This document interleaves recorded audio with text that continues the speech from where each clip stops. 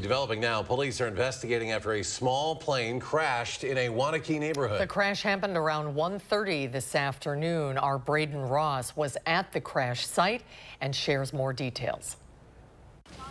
A lot of neighbors still standing around out here shaken up by what happened, of course, as anyone would be.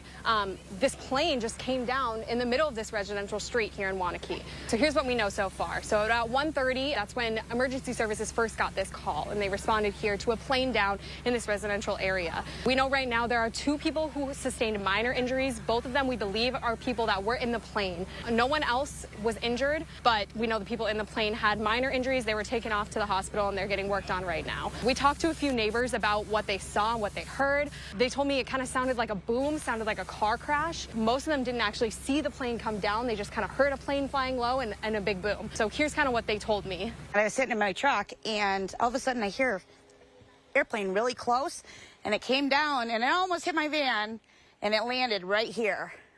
And it hit my neighbor's car, and then the sign down there, and then it hit the minivan. It just sounded like bangs. Like, it sounded like a car crash, so it sounded like real light, like you could tell something had hit something, but you would have never thought in a million years that it was a plane, like, crashing right here on your block into your car.